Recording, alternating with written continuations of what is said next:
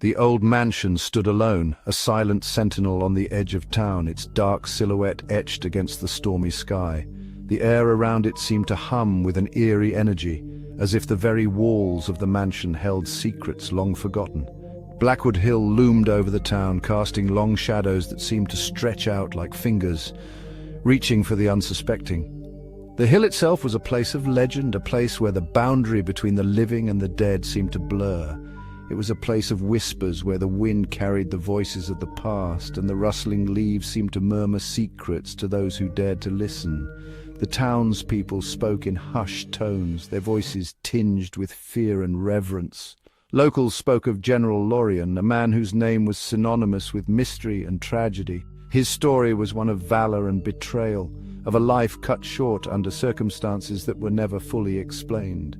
He had died there under mysterious circumstances, his life ending in a way that left more questions than answers.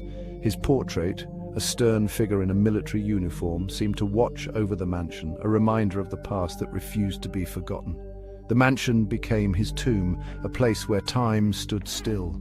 Dust covered the once grand furniture, and cobwebs draped the corners like ghostly shrouds.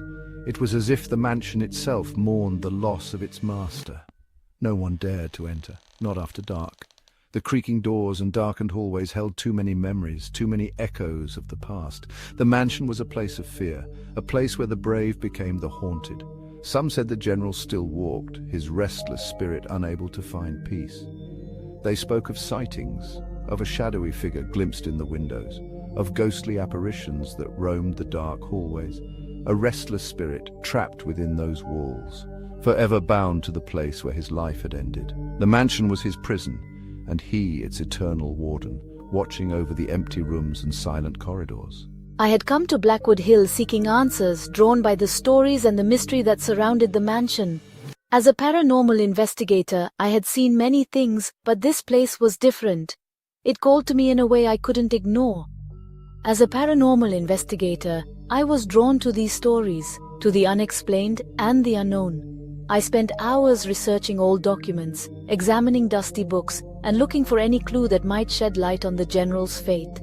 The general's past intrigued me. His life, his death, and the mystery that surrounded him were like pieces of a puzzle that I was determined to solve. I found old military portraits and a mysterious journal, each page filled with cryptic notes and hidden meanings. His story resonated with my own pursuit of the unknown. I felt a connection to him, a sense of shared purpose. As I stared out the window, looking at the old photographs, I knew that I had to uncover the truth no matter where it led me. I was determined to uncover the truth, no matter the cost. With my equipment packed and my resolve steeled, I walked towards the mansion, ready to face whatever awaited me within its shadowy walls. The answers were there, hidden in the darkness, and I was ready to find them. General Lorion was a man of war. His name was synonymous with bravery and strategic brilliance. He led his troops with an iron fist, earning respect and fear in equal measure. His uniform, adorned with medals, told tales of countless battles fought and won. But war leaves its mark, and not all scars are visible. He had returned from battle a changed man. The once vibrant and commanding presence was now overshadowed by a deep, haunting weariness. His eyes, which once gleamed with determination, now held a distant, haunted look. The horrors of war had etched themselves into his very soul, leaving him a shadow of his former self. Haunted by his experiences, he became reclusive. The general who once thrived in the company of his men now sought solace in solitude. He spent his days in the dimly lit corners of his mansion, avoiding the outside world. The weight of his memories was too heavy to bear, and he found comfort only in the shadows. Paranoid, the townsfolk whispered of strange rituals. They spoke of eerie chants and mysterious symbols, claiming that the general had turned to the occult in his desperation. The once revered war hero was now the subject of fear and suspicion.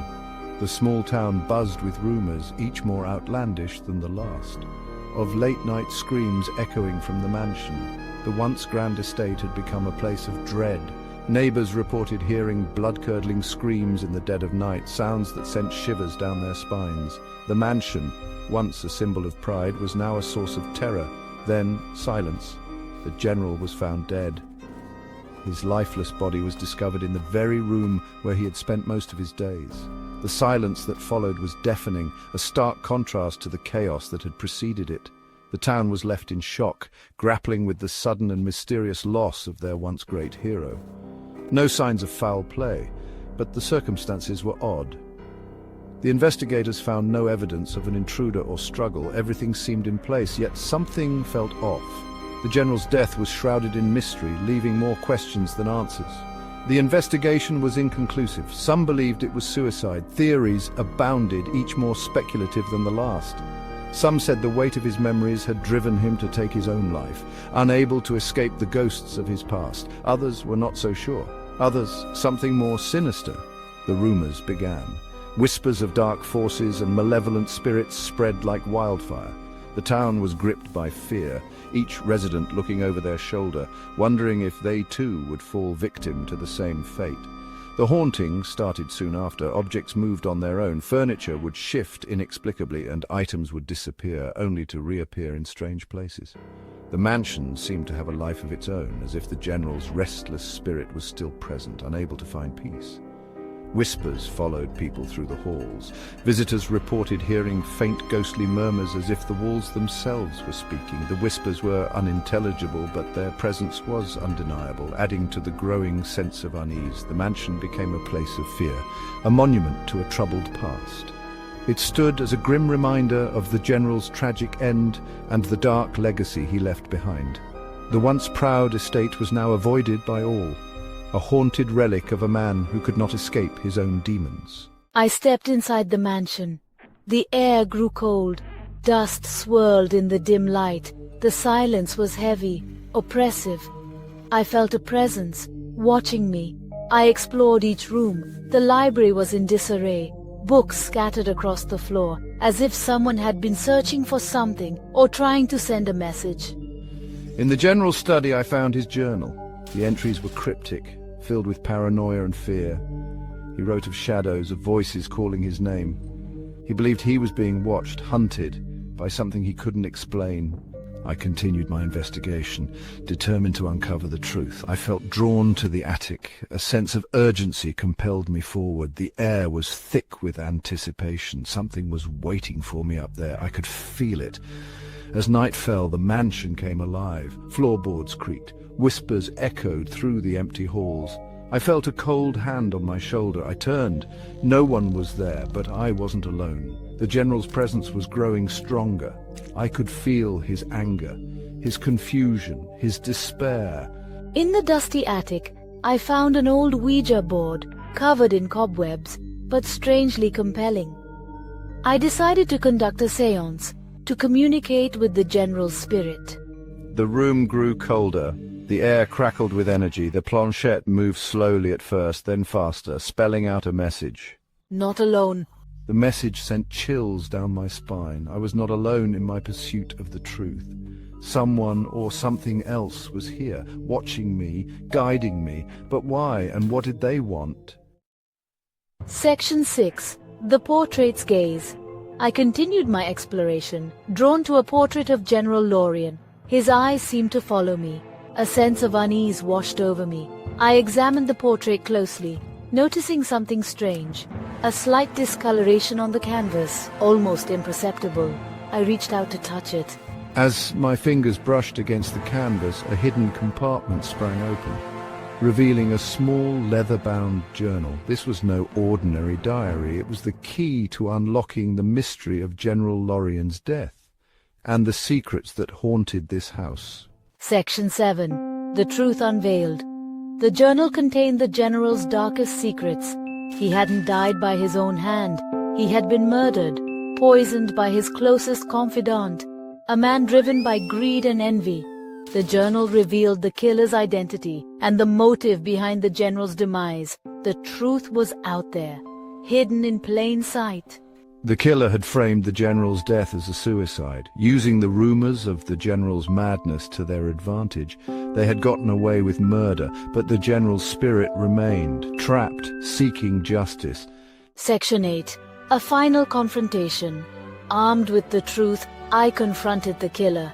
Their face turned pale as I revealed their secret. The years had not diminished their guilt, the haunting had tormented them, just as the general spirit had been tormented by his untimely demise. It was time for the truth to come out. The killer confessed. Their greed had driven them to commit the unthinkable. They had lived with the guilt for years, haunted by their actions. Now they would face justice, and the general spirit could finally rest. Section 9. Redemption or Revenge. With the mystery solved and the truth revealed, I left Blackwood Hill. The mansion stood silent. The air was still. The weight of the past seemed to hang in the atmosphere, a palpable tension that refused to dissipate. Every creak of the old wooden floors, every whisper of the wind through the cracked windows, felt like a reminder of the secrets that had been unearthed. The mansion, once a grand symbol of power and prestige, now stood as a monument to the darkness that had consumed it. The general's presence was gone. Had he found peace? Or was his spirit still wandering these halls, searching for something that could never be found? The portrait of the stern-looking general seemed to watch me, his eyes following my every move, as if he knew something I did not. The silence was deafening, a stark contrast to the chaos that had once filled these rooms.